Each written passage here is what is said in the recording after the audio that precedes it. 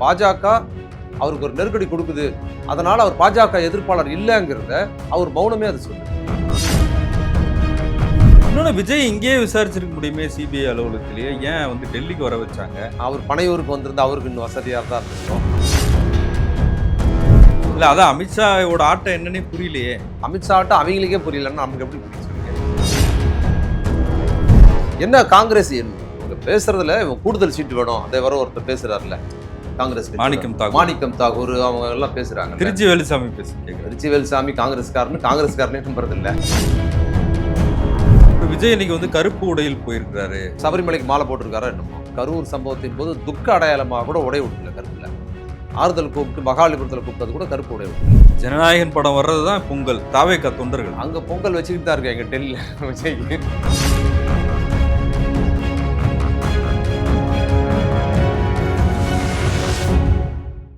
South beat அன்பு உறவுகளுக்கு வணக்கம். நான் ஃபெலிக்ஸ் இன்பவொளி. இந்த நேர்காணலில் நாம் சந்திக்கிறப்பவர் திராவிட இயக்க சிந்தனையாளர், எழுத்தாளர், பேச்சாளர் திரு வே மதிமாறன் அவர்கள். வணக்கம். வணக்கம்.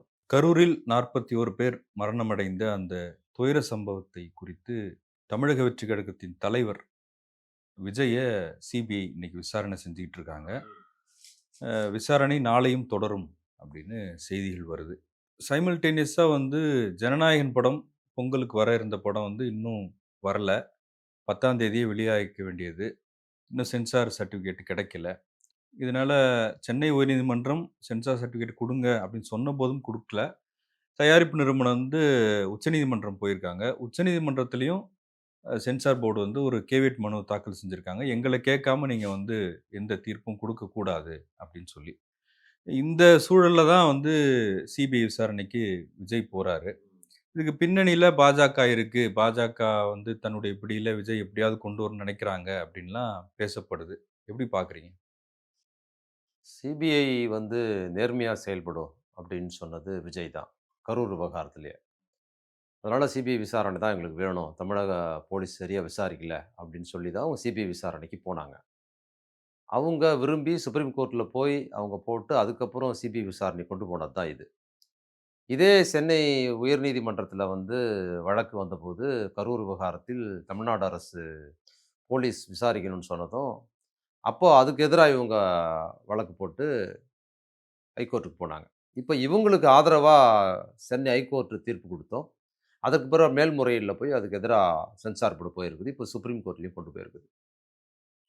அந்த கரூர் சம்பவத்தின் போது அதை வந்து சிபிஐ விசாரணைக்கு மாற்றினதும், அப்புறம் டெல்லியிலேருந்து ஒரு குரூப் வந்து கரூரில் வந்து பாஜக சார்பாக வந்து அவங்க பார்த்துட்டு போனதும், இது எல்லாமே வந்து விஜய்க்கு ஆதரவான ஒரு துணியில் தான் இருந்தது. இப்போ இன்னைக்கு இந்த சூழலில் ஜனநாயகன் படம் வந்து இருக்க நெருக்கமாக கொண்டு போகிறதும், அதுக்கப்புறம் சென்சார் அதுக்கு அனுமதி கொடுக்காம தள்ளி போனதும், அதை ஒட்டி இப்போ சுப்ரீம் கோர்ட்டுக்கு போயிருக்கிறதும், இது எல்லாமே ஒரே மாதிரியான கண்ணோட்டம் உள்ளதாக தான் பார்க்குறேன். ஏன்னா கரூர் விவகாரம் ரொம்ப நெருக்கடியாக இருக்கிற சூழலில் கூட பாஜக நபர்களும் அதுக்கப்புறம் சிபிஐக்கு போகிறது எல்லாமே விஜய்க்கு ஆதரவான ஒரு பேக்கேஜாக இருந்தது. அதே பேக்கேஜ் தான் இப்போ ஜனநாயகன் படம் வராமல் இருக்கிறதுக்கு ஒரு காரணமாக இருக்குது. சிபிஐ விசாரணைக்கு இவர் அங்கே போயிருக்கிறாருங்கிறதெல்லாம் சுற்றி வளைச்சு அவருக்கு விஜய்க்கு ஆதரவாக செயல்படுதுன்னா ஜனநாயகம் படம் வந்திருக்கணும்ல. இல்லை, அதுக்கு அதான் ஜனநாயகம் படம் சிபிஐக்கு வந்து ஜனநாயகன் படம் வந்து பாஜக வந்து விஜய்க்கு எதிராக செயல்படுதுங்கிறத விஜயை இன்னும் சொல்லலையே. விஜயை இது வரைக்கும் சொல்லலை. சிபிஐ விசாரணைக்கு போயிருக்கிறாரு. இங்கே இருக்கும்போது கூட நீங்கள் வந்து கரூரில் நடந்த சம்பவத்துக்கு, அந்த சம்பவத்திலே பங்கெடுக்காத, அந்த சம்பவத்துக்கு எந்த இது அந்த மாநாடு சம்பந்தமான அந்த துயரங்களில் வந்து காரணமாக இல்லாத திமுக மீது பழி சுமத்துனாங்க இவங்க. விஜய் உட்பட எல்லாமே சொன்னாங்க. அப்புறம் வந்து அவங்க உதவி செய்த செந்தில் பாலாஜி, போய் பார்த்த முதலமைச்சர், துணை முதலமைச்சர் எல்லாரையும் இவங்க ரொம்ப கேவலமாக கொஸ்டின் பண்ணி திமுக தான் நிகழ்த்தினதுன்னு சொன்னாங்க. ஆனால் இன்னைக்கு அவ்வளோ தூரம் சொன்னதுக்கு பிற்பாடு இன்னைக்கு இவருக்கு வந்து இவ்வளோ நெருக்கடி கொடுக்கறதா எல்லாரும் சொல்கிறாங்க. அவரோட படம் வெளிவராமல் தடுக்குது, இந்த நேரத்தில் சிபிஐ விசாரணை கூப்பிட்டுருக்குறாங்க, சென்சார் மேல்முறையீடுக்குள்ள சுப்ரீம் கோர்ட் வரைக்கும் போகுது அப்படின்னு சொல்கிறாங்க. ஆனாலும் இல்லாததுக்கு திமுக தான் காரணம்னு சொன்ன அவரு, இவ்வளவு பாஜக அவருக்கு ரொம்ப நெருக்கடி கொடுக்கறதா வெளியில ஒரு கருத்து இருக்கும்போது அது குறித்து ஒரு வார்த்தை கூட அவர் பேசலையே. சிந்திச்சு அவரு வந்து பேசுவாரு. அப்போ திமுக மட்டும் சிந்திக்காம பேசுவாரா? அப்போ திமுக குறித்து இந்த மாதிரியான அவதூறுகள், பொய் சொல்லும்போது ரொம்ப இல்லாததை சொல்வது அவ்வளோ ஆர்வமாக சொன்ன அவரு, அதைத்தான் நம்ம சொல்றோம். இப்போ பாஜக அவருக்கு ஒரு நெருக்கடி கொடுக்குது, அதனால அவர் பாஜக எதிர்ப்பாளர் இல்லைங்கிறத அவர் மௌனமே அது சொல்லுது. இல்ல விஜய் பாஜக எதிர்ப்பாளர் தான் பாஜக சொல்ல விரும்புதா? அப்ப இல்ல அவங்க என்ன அவங்களோட நோக்கம் விஜயை வந்து விஜய் வச்சு ஏதோ ஒண்ணு பண்ணணும்னு பாஜக பண்ணணும்னு நினைக்கிறாங்க. விரும்புறாங்க. அ. அவங்க விரும்புறாங்க. ஆனா இந்த படம் வந்து விஜய்க்கு வந்த ஜனநாயகன் படம் வந்து பாஜக வந்து விஜய் நெருக்கடி குடுக்கணுங்கிறதுக்காக தான் பண்ணுது அப்படிங்கிறத நான் முழுமையா நம்பல. ஒருவேளை அந்த படத்துல ஏதாவது பிரச்சனைக்குரியதா இருக்கலாம். நம்ம படமும் பார்க்கல. சென்சார்ல வந்து நம்ம முன்முடிவா தான் பேசுறோம். ஒரு அரசியல் இருக்குது. விஜய் பாஜக ஆதரவா தான் இருக்கிறாரு. ஆனா ஜனநாயகன் படம் வந்து சென்சார் குடுக்காம அது மேல்முறையீடு திருப்பி போறாங்கங்கிறத வச்சுக்கிட்டு மட்டும், அது வந்து பாஜக வந்து விஜய்க்கு எதிரா மாறிடுச்சுங்கிற கருத்துல எனக்கு உடன்பாடு இல்ல. அந்த படம் என்னவா இருக்குது அப்படின்னு ஒரு கேள்வி இருக்குல்ல. அந்த படத்துல என்ன விஷயங்கள் சொல்லப்பட்டிருக்கு? அது ஒரு அதாவது அனுமதிக்கப்பட்ட சென்சார் விடவும் தாண்டி படம் வந்துருச்சுன்னு சொன்னா, இவ்வளவு மோசமான விஷயங்கள் வெளிய வந்துருச்சான்னு ஒரு கருத்தா கூட மாறலாம். ஏதோ ஒரு வகையில் படத்த பார்க்காம நம்ம இந்த பிரச்சனைக்கு முடிவு வர முடியாதுங்கிறது எனக்கு இல்ல இப்ப பராசக்தியில வந்து இந்த வசனத்த எடுக்க சொல்றாங்க, மியூட் நீக்க பண்ணி சொல்றாங்க பண்ணிட்டாங்க. அப்படின்னு வெளிய ம். தகவல்கள் வந்துச்சு. இப்ப ஜனநாயகன் ஏன் தடை பண்றாங்கன்னே இவங்க தெரியலையே. வந்து இவங்க கோர்ட்டே வந்து ஹைகோர்ட்டே ஒரு விஷயம் சொல்லுச்சுல்ல. நீங்க வந்து சென்சார் கிட்ட முறையிட்டு அத தீர்த்துக் கொள்வதற்கு உங்களுக்கு வாய்ப்பு இருந்தும், நீங்க ஏன் கோர்ட் அணுகுனீங்க? அப்படின்னு கேட்டிருக்குல்ல. அது ரொம்ப முக்கியமான கேள்வி. அது வந்து பராசக்தியில் நடந்திருக்கு. பராசக்தி சென்சார் சொன்னத வந்து சென்சாரோட அணுகி, சென்சாரோட வாதம் பண்ணி, அவங்க வந்து கன்வின்ஸ் பண்ணி, அப்புறம் மியூட் பண்ணி, அவங்க படத்த ரிலீஸ் பண்ணிட்டாங்க. அந்த சோர்ஸ் ஜனநாயகனுக்கு இருந்ததுல்ல. அத ஏன் அவங்க பயன்படுத்தல? அது ஒரு முக்கியமான கேள்வியா இருக்குல்ல. அப்ப அதனால வந்து சென்சார் மூலமாக பாஜக பின்னால இருந்து விஜய வந்து கட்டம் கட்டுது அப்படின்னு எனக்கு தோணல. ஒருவேளை இந்த படத்த தள்ளி கொண்டு போறதுல கூட பாஜகவும் அல்லது சென்சார் போர்டும், விஜயும் சேர்ந்து கூட அத பயணிக்கலாம்னு எனக்கு தோணுது. இந்த படத்த தள்ளி போட்டு தேர்தல் நெருக்கடியில இன்னும் கொஞ்சம் தள்ளி கூட தேர்தலுக்கு இப்ப அக்கம் பக்கமா இந்த படத்த ரிலீஸ் பண்ணா அவருக்கு இன்னும் உதவியா இருக்குன்னு கூட அவங்க கருதலாம். இப்ப ரங்கராஜ் பாண்டே கூட பேசியிருந்தாரு. ஆ. அதாவது அமித்ஷா என்ன நினைக்கிறாருன்னு தெரியலையே. ம். இப்படிதான் உலகம் சுற்றும் வாலிபன வந்து தடை பண்ணாங்க. அவன் யார் அதான் முதலமைச்சரா? அதான். அதாவது அமித்ஷா என்ன நினைக்கிறாருன்னு தெரியலன்னு சொல்லிட்டா, நீ அத ஒட்டி ஒன்றிய அரசு பத்தி தானே பேசணும். அப்புறம் உலக சுற்று வாலிபன்னு திமுகவுக்கு இவன் எப்படி சுத்தி வளைச்சாலும் இங்க தான். திமுக கூட்டத்துல போட்டு இல்ல எம்ஜிஆர் அதுக்கப்புறம் முதலமைச்சர் ஆனாரு. அதாங்க அது கருத்து சொல்றது. இங்க வந்து உடனே முதலமைச்சர் ஆயிடுவாருன்னு. அப்போ உலக சுற்று வாலிபன ரிலீஸ் பண்ண முடியாம கலைஞர் தடுத்தாரு. எம்ஜிஆர் முதலமைச்சர் ஆயிட்டாருங்கிறத, இங்க வந்து ஜனநாயகன வந்து ரிலீஸ் பண்ண முடியாம என்ன தமிழ்நாட்டு முதலமைச்சரா தடுக்குறாரு? சென்சார் போர்டு அவர் கையிலயா இருக்குது? அவர் இல்ல கையிலயா அதான் இருக்குது? அமித்ஷாவோட ஆட்டம் என்னன்னே புரியலையே. அமித்ஷாவோட ஆட்டம் இன்னும் புரியலன்னா, நீ ஏன் அத வந்து திமுக ஆட்டம் புரிஞ்சா மாரி பேசுற? அத ஏன் கொண்டாந்து எம்ஜிஆர் அதுக்கப்புறம் இந்த கண்ணோட்டம் இருக்கு பார்த்தீங்களா? அமித்ஷா ஆட்டம் அவங்களுக்கே புரியலன்னா நமக்கு எப்படி புரியும் சொல்லுங்க? அமித்ஷா ஆட்டத்துக்கு ஆடுறவங்க தான் அவங்க எல்லாருமே. அமித்ஷா ஒரு கால தூக்குனாருன்னா அதுக்கு என்ன பாவம்? கைய கீழ இறக்குனாருன்னா என்ன பாவம்? கொட்டாவி விட்டாருன்னா என்ன பாவம்ன்னு சொல்ற ஆளுங்க தான் அவங்க எல்லாம். இப்ப அவங்களுக்கே புரியலன்னு சொல்றாங்களா, புரிஞ்சு தான் பேசுறாங்க. அப்ப எப்படியாவது திருப்பி அதாவது விஜய் ரசிகரா இருக்கிறவர்களுக்கு இப்ப அவங்க ரொம்ப பரிதாபம். அவங்களுக்கு ஒண்ணும் பெரிய நாலேட்ஜ் இல்ல. எதை செய்தாலும் திமுக தான் செஞ்சது அப்படின்னு ஒரு கற்பிக்கப்பட்ட ஒரு இதுக்குள்ள இருக்கிறாங்க அவங்க. இந்த குதிரைக்கு சேணம் போட்டா மாதிரி. எதுவா இருந்தாலும் திமுக சொல்லணும்னு. ஏன்னா அது விஜய் அப்படித்தான் நம்புறாரு. விஜய் அப்படிதான் வந்து கரூர் சம்பவத்துக்கு திமுக தான் காரணம், திமுக தான் காரணம்னு எல்லாம் சொன்னவர் அவரு. இப்போ சிபிஐ விசாரணையின் போது, போன வாரம் வந்து நான் நக்கீரன் சேனல்ல கோபாலனோட பேசினேன். அதுல பேசுனது அண்ணா வந்து இந்த சிபிஐ விசாரணையில அத பத்தியான டீட்டெயில்ஸ் கொண்டு வந்தார். யார் யார் என்ன பேசினாங்க, புஸ்ஸி எப்படி தூங்குனாரு, அப்புறம் மற்றவங்க என்ன பதில் சொன்னாங்கன்னு. அதுல வந்து தமிழ்நாடு அரசு சார்பா போன காவல்துறை அதிகாரிகள் மத்தவங்க எல்லாருமே, இங்க என்ன முதல்ல சொல்லப்பட்டதோ அததான் அவங்க சொல்லியிருக்கிறாங்க. அதேபோல் அந்த தரப்புல விஜய் தரப்புல போன நபர்கள வந்து சிபிஐ ஆபீசர் கேட்டது இருக்குல்ல, அந்த கேள்வி எல்லாமே இங்க நம்ம கேட்ட கேள்வி. யாரு? விஜய் பார்த்து நம்ம கேட்டோம்ல, அந்த கேள்வி எல்லாம் அவங்க கேட்கிறாங்க. இன்னொன்னு விஜய் இங்கேயே விசாரிச்சிருக்க முடியுமே சிபிஐ அலுவலகத்திலேயே. ஏன் வந்து டெல்லிக்கு வர வச்சாங்க? அதெல்லாம் அதெல்லாம் நீங்க தான் யூகிச்சு சொல்லணும். சிபிஐ இங்கேயே விசாரிச்சிருக்கலாம். அவங்களே வந்து இங்க வர விசாரிச்சிருக்கலாம். அவர் பனையூருக்கு வந்திருந்தா அவருக்கு இன்னும் வசதியா தான் இருந்திருக்கும். ஆனாலும் அவரு அங்கேருந்து மெனக்கெட்டு அவரு அவ்வளோ தூரம் போறாரு. இன்னைக்கு காலையில இது கூட பார்த்தேன். இந்த மாரி காலையில விமான நிலையத்துக்கு புறப்பட்டு விட்டார் டெல்லிக்குன்னு. அதான் நான் அத பார்த்துட்டு எழுதினேன். இது வந்து அதே மாரி உரிய நேரத்தில, சரியான நேரத்தில நீ கரூருக்கு போயிருந்தீன்னா, 41 பேர் செத்துருக்க மாட்டான். நீ இப்படி டெல்லி போய் கை கட்டிக்க வேண்டிய அவசியம் இருந்திருக்காது. இதுக்கு மட்டும் பொறுப்பா மொத நாளே காலையிலேயே கிளம்பி கரெக்ட்டா போறியே, அந்த கரூருக்கு வர்றதுக்கு மட்டும் எப்படி வந்த அப்படிங்கிறது. இன்னைக்கு வரைக்கும் இந்த பிரச்சனையை கேள்விக்கு பதில் சொல்லாம அப்படியே நிக்கிற இடம் எது? 41 பேர் இறந்ததுக்கு காரணம், கரூர் சம்பவத்துக்கான முழுமையான காரணம்ங்கிறது, அங்க தள்ளுமுள்ளு நடந்தது, நெரிசல் வந்ததுங்கிறதெல்லாம் துணை காரணங்கள். இதான பிரதான காரணம் என்பது விஜய் தாமதமாக போனது. 12 மணிக்கு வருவேன்னு சொன்னவர் மாலை 6:30, 7 மணிக்கு தான் அங்க போனாருங்கிற அந்த இது பத்தி அதுக்கு இதுவரைக்கும் விஜயும் சொல்லல, அந்த தரப்பிலும் சொல்லல. யாரும் அவர்ட்ட விசாரணை அதிகாரிகள் இதுவரைக்கும் யாரும் கேட்கவும் இல்ல. தமிழ்நாடு அரசுல விசாரணை பண்ணாங்கல்ல, அவங்க கூட அதை கண்டுபிடிச்சு இல்ல சொல்லுவாங்க. போலீசார் அனுமதிக்கப்பட்ட நேரத்துல தான் நான் விஜய் போனாரு. அதாங்க ஆ. அனுமதிக்கப்பட்ட நேரம்னாலும், அவங்க சொன்ன நேரம் இருக்குல்ல, எவ்வளவு நேரம் காத்திருக்காங்க அந்த மக்கள் அப்படின்ட்டு இருக்குல்ல, அதுக்கு இன்னைக்கு வரைக்கும் பதில் சொல்லவே இல்ல. அவர் வந்து அனுமதிக்கப்பட்ட நேரம்ங்கிறது, அனுமதிக்கப்பட்ட நேரத்துல தான் வீட்ல இருந்து கிளம்புறாரு. பர்மிஷன் வாங்குன நேரத்துக்கு தான் வீட்ல இருந்தே அவர் கிளம்புறாரு. வீட்ல இருந்து கிளம்பி அதுக்கப்புறம் தான் நாமக்கலுக்கு வர்றாரு. நாமக்கலுக்கு வர்ற நேரமே வந்து கரூருக்கு வர நேரத்துல தான் நாமக்கலுக்கு வர்றாரு. 12 மணிக்கு வர்றாரு அங்க. அது கரூர் நேரத்துக்கு. அப்ப அதுக்கப்புறம் தான் மாலை தான் இங்க 6:30 மணி 7 மணிக்கு தான் வர்றாருல்ல. இந்த சம்பவத்தின் பிரதான குற்றம் விஜய் தாமதமாக அங்க வந்தது தான்ங்கிறத நான் தான் முதல் எழுப்பினேன் அத. முதல் அன்னைக்கு வந்து கொடைக்கானல்ல காலையில இந்த சம்பவம் நடந்த மாலை நடந்து மறுநாள் காலையில 9, 10 மணிக்கு வந்து 2 சேனல்ல பேசினேன். சன் நியூஸ்லயும், வேந்தர் டிவிலயும் நான் தான் முதல்ல அந்த கொஸ்டின் எழுப்புனேன். அதுக்கப்புறம் பரவலா எல்லாரும் கேட்டாங்க. அதை காவல்துறை அதிகாரிகளும் வந்து சொன்னாங்க. கோர்ட்ல வந்து தமிழக அரசு சார்பாகவும் அத வழக்கு சொல்லியிருந்தாங்க. இன்னைக்கு சிபிஐ அதிகாரிகளும் அத கேட்டிருக்கிறாங்க. தாமதமா வந்ததுக்கு காரணம்னு. அதை உடைச்சாச்சுன்னு சொன்னா, இந்த கேஸ்ல யார் குற்றவாளி, என்ன ஏதுங்கிறது ரொம்ப ஈஸியா தெரியும். இன்னொன்னு, இந்த சிபிஐ இந்த கரூர் விவகாரத்தை ரொம்ப துருவி பயங்கரமா விசாரிக்கிறதுக்குலாம் ஒண்ணுமே இல்லதுங்க. பளிச்சுன்னு அது வந்து ஏதோ ரகசியமாக யாரும் பார்க்காத நேரத்தில் 41 பேர் ஒரு அறையில் போட்டு யாரோ கொண்டு போயிட்டாய்ங்க. கண்டுபிடிக்க முடியலங்கிற மாரி நடந்த சம்பவம் கிடையாது. அது வெளிச்சம் அதாவது சாதாரண சிசிடிவி கேமரா இல்ல. விஜய் தரப்புலே 45 கேமரா வந்து ரொம்ப ஹைடெக்கான சினிமா கேமராக்கள் வச்சு ஷூட் பண்ண ஒரு சம்பவம். இதுக்கு இவ்வளோ பெரிய விசாரணை இந்த அரசு முடிச்சு, அது முடிச்சு சிபிஐ விசாரணைலாம் போய் இவ்வளவு தீவிரமா விசாரிக்கிற அளவுக்கு அதுல எந்த ரகசியமும் இல்லங்கிறேன் நான். எந்த ரகசியமும் இல்ல அதுல. அது எல்லாத்துக்கும் தெரிஞ்ச ஒண்ணு.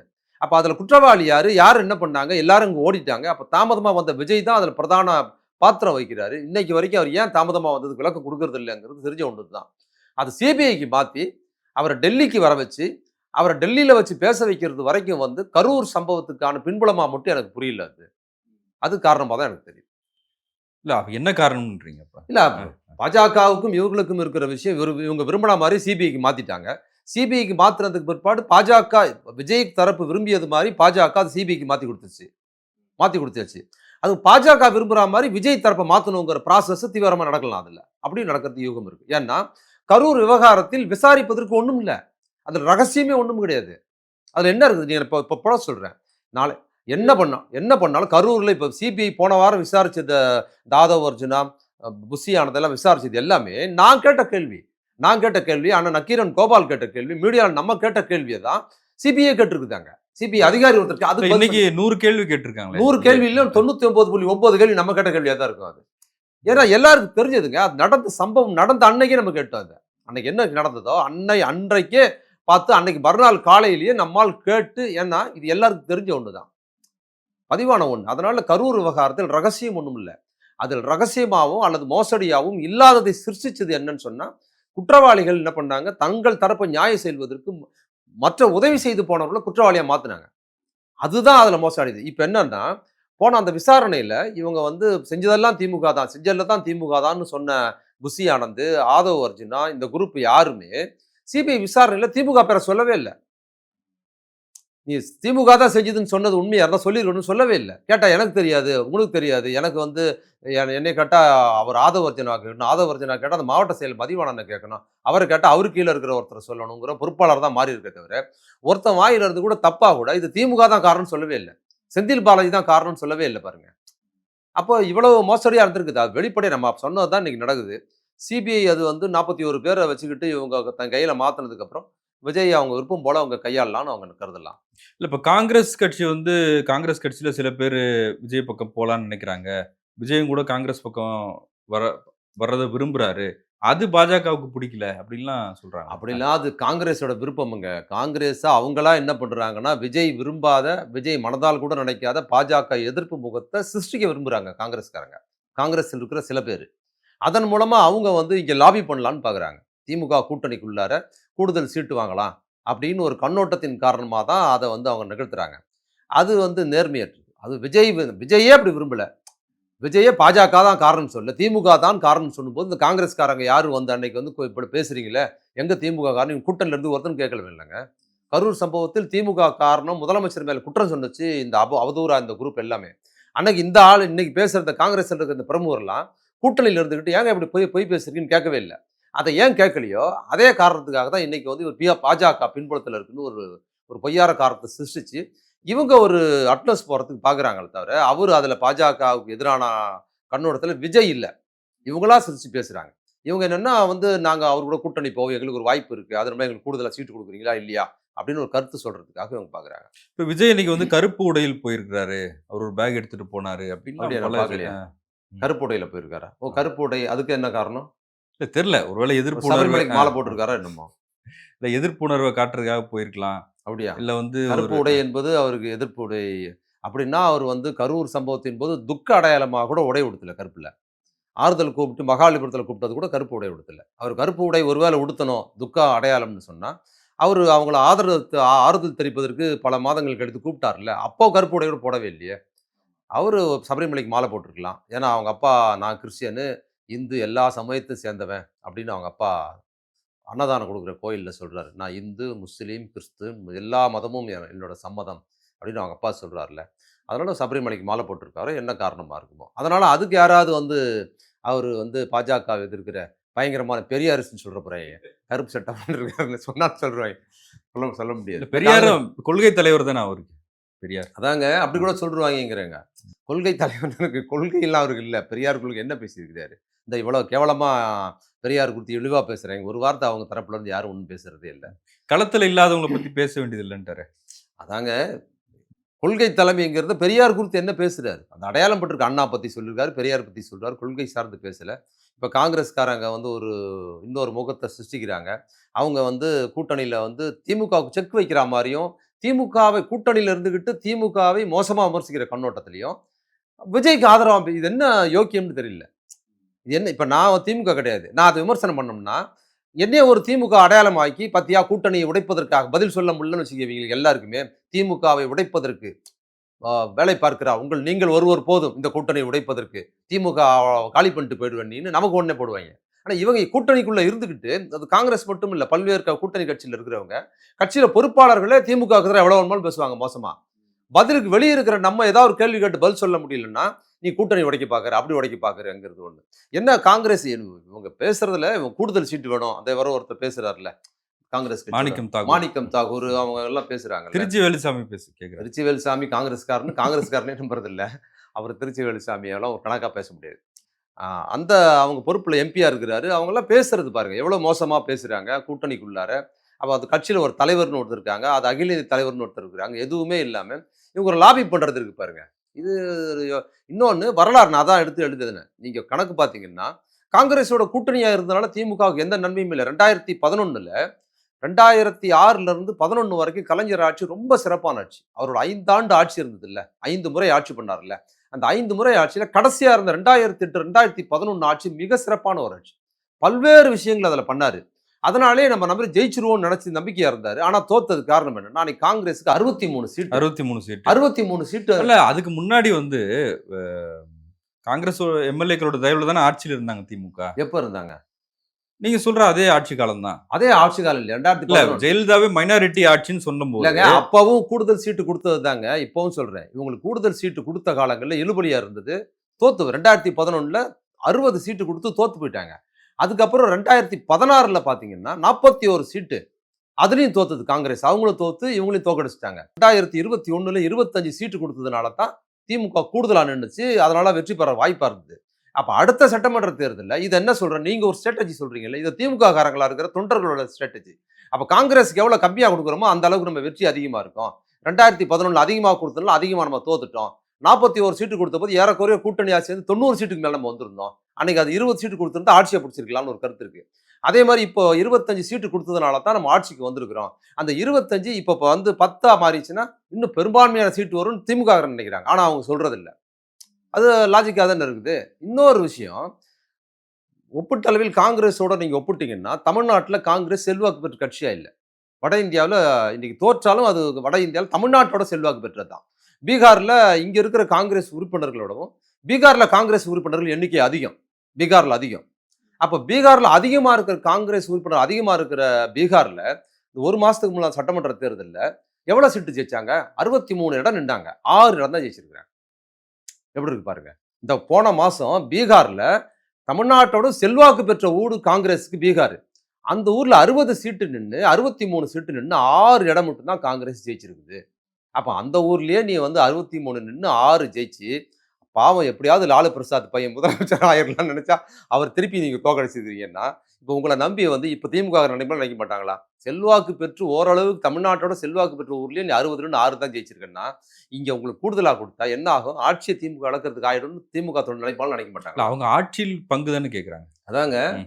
ஜெயிக்கிறதுக்கு பத்தி போறதில்ல.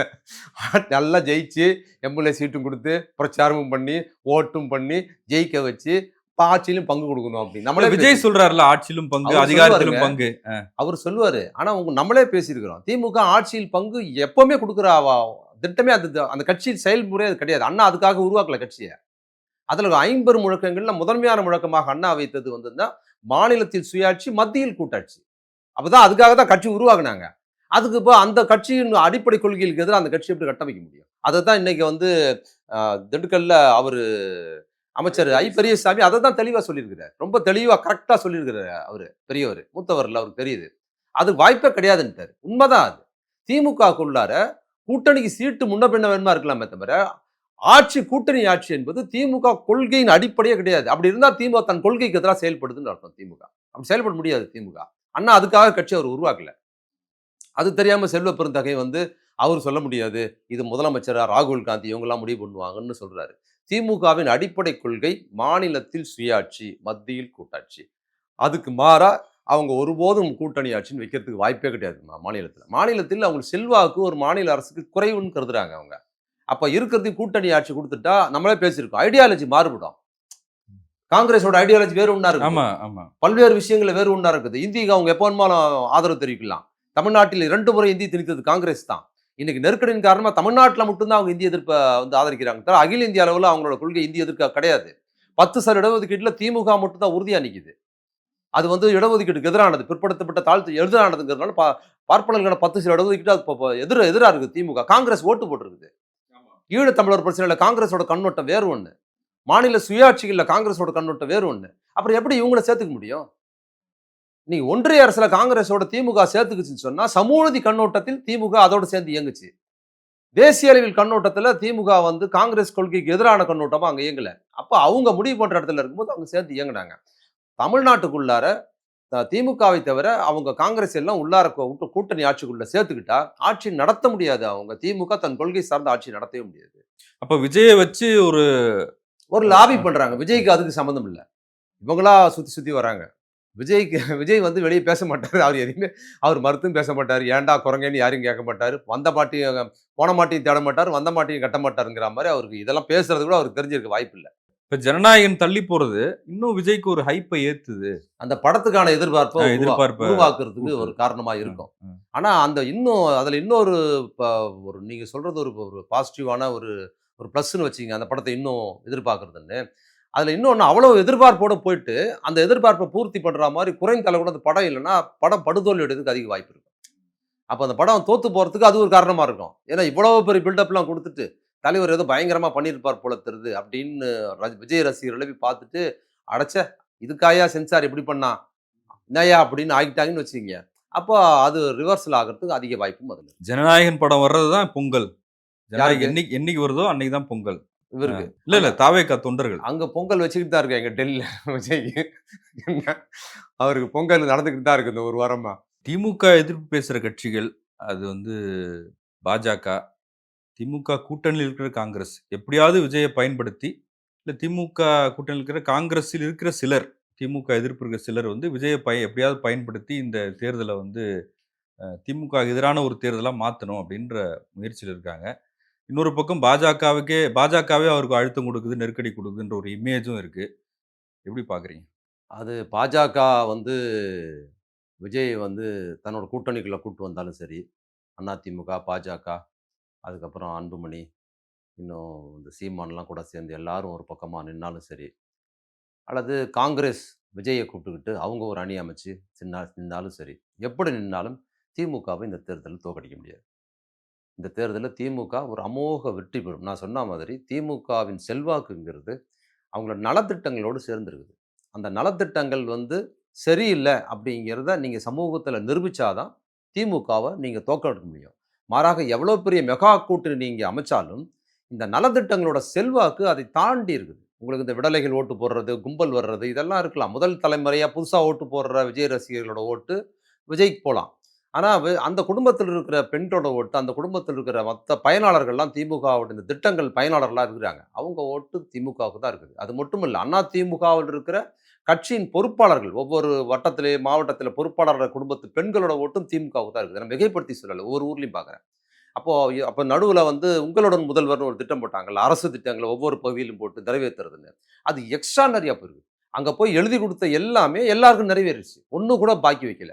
சாமானிய மக்கள் பகுதியில போய் அரசு அதிகாரிகள், ஐஏஎஸ் ஆஃபீசர், தாசில்தார் எல்லாரையும் வர வச்சு, ஃபார்ம்ல ஃபில் பண்ணி, இவங்க தேடி ஒவ்வொரு இடமா போறதுக்கு பதிலு, அப்படி போனாலும் அவங்க வேலை பார்க்குறது ரொம்ப கஷ்டம். ஒரு சாதாரண கிளர்க்கா அணுகுறது ரொம்ப கஷ்டமா இருக்க சூழல்ல, கலெக்டரே வர வச்சு அவங்ககிட்ட அப்ளிகேஷன் குடுத்து ஃபில் பண்ண வேலை எல்லாமே, போன இடத்துல எல்லாமே, இப்ப எல்லாமே நிறைவேறிருச்சு. அவங்களுக்கு எல்லாமே என்னென்ன கிடைக்கல எல்லாத்தையும் நிறைவேற்றி குடுத்துருக்காங்கங்கிறத, எந்த வகையிலும் இந்த அரசு ஸ்ட்ரக்சர் இது இயங்குற தன்மையும், இது போட்ட நலத்திட்டங்களையும் பிரம்மாண்டமா மக்கள் மத்தியில செல்வாக்கு பெற்று நிக்குது. இதை நீங்க டேமேஜ் பண்ண, இது வந்து சரியில்லன்னு நீங்க நிரூபிச்சா தான் திமுகவை தோற்கடிக்க முடியும். அதுல கை வச்சு பேசுகிற தைரியம் நான் திரும்ப திரும்ப அதனால தான் உறுதியா நான் சொல்றேன். நான் 6 மாசத்துக்கு முன்னால பாண்ட் பேப்பர்ல கூட எழுதி குடுக்குறேன். திமுக அமோக வெற்றி பெறும்னு சொன்னதுக்கு காரணம் இதுதான். நான் பயணிக்கிறேன். மக்கள பார்க்குறேன். இந்த பயனாளர்கள்லாம் இன்னும் குறிப்பா சொல்லணும்னா, இந்த அரசு போடுற திட்டங்கள்ல பயனாளர்களா இருக்கிறவங்க, பெண்கள் அதிகமா பயனாளரா இருக்கிறாங்கல்ல, ரொம்ப எளிய பெண்கள். அதுல திமுக குடும்பத்து பெண்களை விடவும், திமுக அல்லாத குடும்பத்து பெண்கள் எண்ணிக்கையில அதிகம். அதிகமா இருக்கிறாங்க. திமுக குடும்பத்து பெண்கள் எல்லாத்துக்கும் கிடைக்குது. பாமக குடும்பத்து பெண்கள் எல்லாத்துக்கும் கிடைக்குது. பாஜக குடும்பத்து பெண்கள் எல்லாருக்கும் அந்த திட்டம் கிடைக்குது. அதனால நீங்க எவ்வளோ பெரிய மெகா கூட்டணி, இந்த பக்கம் திமுக தனி, அந்த பக்கத்துல தமிழ்நாட்டுல தேசிய கட்சி இருக்கிற எல்லா கட்சியும் ஒரு அணி அப்படின்னாலும் திமுக தான் ஜெயிக்கும். அதை வீழ்த்த முடியாது. அதனால காங்கிரஸ் மல்லாக்கா படுத்தாலும் சரி, அதில இருக்கிற காங்கிரஸில் இருக்கிற திமுக எதிர்ப்பாளர்கள் எதையாவது கொளுத்தி போட்டு ஏதாவது பண்ணி பார்க்கலாம். அவங்களுக்கு நோக்கம் என்னன்னா, ஏதாவது திமுக கூட்டணியில இருந்து காங்கிரஸ கொண்டு வந்துரலாம்ன்னு இவங்க பார்க்குறாங்க. என்ன பண்ணாலும் அது காங்கிரஸுக்கு தான் நஷ்டம். அது மட்டும் இல்லாம, நீங்க இப்போ 4 1/2 ஆண்டுகள்ல வந்து திமுக தலைவர் ஸ்டாலின் அவர்களோட ஆட்சி நன்மதிப்பு ஏற்படுத்தியிருக்கிறது மட்டும் இல்ல. அத விட 2018ல அவர் திமுகவின் தலைவரா பதவியேற்றுக்கிறார்ல. அவர் பதவியேற்று வந்து கட்சி கட்டுமானத்தை ஒரு சிறப்பா கொண்டு வந்துட்டாரு. அதுக்கு முன்னால இருந்த கலைஞர் காலத்துல இருந்த மாரியெல்லாம் இப்ப இல்ல. இப்ப கட்சியின் கட்டுமானமும், கட்சிக்குள்ளார வந்து வேற முகங்கள் கிடையாது. கட்சியில வந்து அப்போ கலைஞர் இருக்கும்போது எம்ஜிஆர் வந்து அவர் முகமா அந்த கட்சி உடைச்சு கொண்டு போனாரு. அதுக்கப்புறம் வைகோ வந்து பெரிய டேமேஜ் பண்ணி அவர் ஒரு முகமா கொண்டு போனாரு. யாராவது இதிலிருந்து வெளிய போய் கட்சி ஆரம்பிச்சு திமுகவுல இருக்கிற தொண்டர்களையும், திமுகவுல இருக்கிற பொறுப்பாளர்களையும் வெளிய கொண்டு போய் எம்ஜிஆர் கட்சி ஆரம்பிச்சாரு. அதுமாரி வைகோ அவங்களே கொண்டு போய் கட்சி ஆரம்பிச்சு கட்சிய டேமேஜ் பண்ணிக்கிட்டே இருந்து அந்த கட்சிய வந்து இப்போ இன்னைக்கு இருக்கிற தளபதி ஸ்டாலின் அவர்கள் வந்ததுக்கு பிற்பாடு, அப்படியெல்லாம் ஒரு முகம் நீ கட்சிக்குள்ள இருந்து யாருமே பண்ண முடியாது. இவர் ஒருத்தர் தான். அப்புறம் உதயநிதி ஸ்டாலின். இவங்க 2 பேர் பெரிய பிம்பமா இருக்கிறாங்க. கட்சிக்குள்ளாரையும் கட்சிய டேமேஜ் பண்றதுக்கான சோர்ஸ் எதுவுமே கிடையாது. அது எம்ஜிஆர் பண்ண மாரியோ, வைகோ காலத்துல பண்ண மாரியோ, இன்னைக்கு கட்சி முழுக்க முழுக்க தலைமையோட அத ம தளபதி ஸ்டாலின் முகமாவும், அப்புறம் உதயநிதி முகமாவும் இருக்குது. கட்சிக்குள்ளார எல்லாரும் பொறுப்பாளர்களும் அவ்வளவு விசுவாசமா, உண்மையாவும் தலைமையோட இருக்கிறாங்க பார்த்தீங்களா? இந்த கட்டுக்கோப்பு எந்த கட்சியிலும் கிடையாது. எல்லா கட்சியும் அடிபுடி நடக்குது.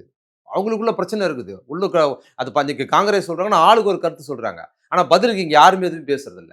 அதே மாரி பாமக. பாமக அப்பா புள்ள கூட சண்டை நடக்குது. பாஜகல சொல்லவே தேவையில்ல. அதிமுக அக்கப்போரா நடக்குது. அப்ப எதிர் தரப்பு பார்த்தீங்கன்னா, மாறா நிக்குது. எந்த கட்சியும் கட்சி உள்ளார உடைஞ்சு போய் கிடக்குது. டேமேஜா இருக்குது. 5 ஆண்டுகளுக்கு முன்னால இருந்தத விட டேமேஜ் ஆயிருக்குது அதிமுக. 5 ஆண்டுகளுக்கு முன்னால இருந்தத விட டேமேஜ் ஆயிருக்குது. எல்லா பாமக ஒண்ணும் இல்லாம இருக்குது அந்த பக்கத்துல. தேமுதிமுக ஒண்ணுமே இல்ல. பலவீனமா இருக்குது. போன சட்டமன்ற தேர்தலோடும் இந்த சட்டமன்ற தேர்தல்ல பாமக, தேமுதிக, அதிமுக செல்வாக்கு பெற்ற இந்த 3 கட்சிகள் 5 ஆண்டுகளுக்கு முன்னால் இருந்ததை விட பல மடங்கு டவுனா போயிருச்சு அந்த கட்சி. மாறாக இந்த பக்கத்துல பார்த்தீங்கன்னா, தலைகீழா இருக்குது. அப்ப 5 ஆண்டுகளுக்கு முன்னால் திமுக கட்சியில் இருந்த கூட்டணி கட்சி எடுத்துக்கிட்டீங்கன்னா, வைகோ, விடுதலை சிறுத்தைகள், சிபிஐ, சிபிஎம் இந்த கட்சியெல்லாம் பார்த்தீங்கன்னா, அவங்க வந்து ரொம்ப செல்வாக்கு இழந்தவங்களா இருந்தாங்க. மக்கள் நல இது கூட்டணியில இருந்து விஜயகாந்த் தலைமையில எல்லா தொகுதியிலும் 5, 6 கட்சி ஒண்ணா சேர்ந்து டெபாசிட் கூட இல்லாம இருந்தாங்க.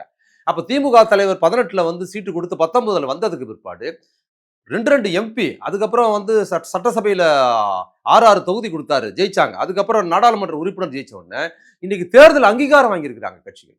அப்ப இந்த பக்கத்துல திமுக வளர்ந்திருக்குது. திமுக கூட்டணி கட்சிகள் பிரம்மாண்டமா வளர்ந்திருக்குது. எல்லா கட்சியும் நல்லா வளர்ந்திருக்கிறாங்க. எதிர் தரப்புல பாத்தீங்கன்னா எந்த கட்சியும் வளரவே இல்லை. பலவீனமா இருக்குதுங்கிறதுனால எவ்வளவு என்ன நீங்க ஒரு ஸ்ட்ராட்டஜி இருக்கு. நீங்க நேர்மையா யோசிச்சீங்கன்னா தெளிவா இருக்க முடியும். என்னோட பரிந்துரையா நான் சொல்றேன்னா, திமுக இப்ப இருக்கிற செட்டப்புக்குள்ளார யாரையும் உள்ள புதுசா கூட்டணிக்குள் சேர்க்க வேண்டிய அவசியம் திமுகவுக்கு இல்ல. வெளியில இருந்து அவங்களுக்கு தேவை இருக்குது. ஏன்னா டேமேஜ் ஆயிடுச்சு அந்த கட்சியெல்லாம். மீண்டும் இந்த சட்டசபை தேர்தல்ல பாமகவோ, தேமுதிமுகவோ அல்லது மற்ற கட்சி அதிமுகவோட நின்னாங்கன்னா, அடுத்த முறை இன்னும் டேமேஜ் ஆயிடும் அந்த கட்சி. இருக்கிறவங்க சிதறி ஓடிருவாங்க. யாரும் இருக்க மாட்டாங்க. அப்ப கட்சிய காப்பாத்தணும்னா, குறைந்தபட்சம் ஒரு 2, 3 எம்எல்ஏவாவது இருந்தா தான் அடுத்த 5 ஆண்டுகளுக்கு இந்த கட்சிய காப்பாத்தி கொண்டு போக முடியும். அந்த நிர்பந்தம் பாமகவுக்கு இருக்குது. அந்த நிர்பந்தம் தேமுதிமுக அவங்க இங்க வர்றதுக்கு அதிக வாய்ப்புகள் இருப்பாங்க. அவங்க வர்றதுனால இந்த கூட்டணிக்கு எந்த நன்மையும் நடக்க போறதில்ல. இவங்களால கூடுதல் சுமை தான். கூடுதல் சீட்டு குடுக்கணும்னு. இது கரெக்ட்டா இருக்குது. என்னைய பொறுத்தவரைக்கும் திமுக கூட்டணியில எவ்வளவு பேரு எல்லாருமே விட்டுட்டு போய் நின்னாலும் கூட திமுக வீழ்த்தவே முடியாது. பலமா வளர்ந்துருக்கு. கட்சி ரீதியாவும் அவர் 18ல பதவிக்கு வந்ததிலிருந்து நாடாளுமன்ற தேர்தல் எதிர்கொண்டாரு. அதுக்கு பிற்பாடு உள்ளாட்சி தேர்தல் எதிர்கொண்டாரு.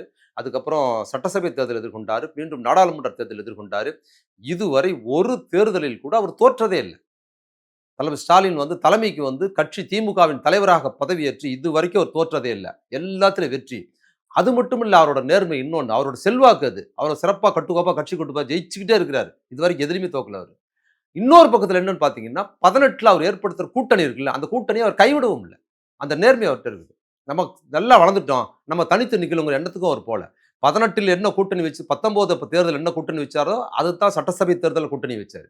அதே கூட்டணிய தான் அப்படியே மெயின்டெயின் பண்ணி இப்ப அடுத்த நாடாளுமன்ற தேர்தலையும் கொண்டு வந்தாரு. கூட யாரையாவது கூட சேர்த்துக்கணும் விரும்பவே இல்ல. அப்போ உருவாக்குன அந்த கூட்டணி அவங்களுக்கு செல்வாக்கு இருக்கோ இல்லையோ, அவங்க தான் வந்து முற்போக்கு அம்சமா இருக்கிறாங்க. பாஜக எதிர்க்கிற முகமா இருக்கிறாங்கங்கிறதுனால தான் விடுதலை சிறுத்தைகள், அப்புறம் வந்து சிபிஐ, சிபிஎம் இவங்களோட சேர்ந்து இருக்கிற கூட்டணி தான் மிக சிறந்த கூட்டணின்னு போட்டாரு. அத போட்டு அப்படியே கொண்டு போறாரு. அது வந்து அவரோட சிறப்பான அணுகுமுறை. அதனால திமுக கூட்டணிய தோற்கடிக்கவே முடியாது.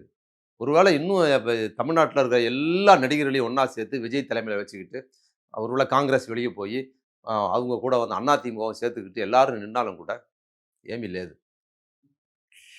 ஓகே. நன்றி உங்க நன்றி. நேரத்துக்கு மிக்க வணக்கம். நன்றி.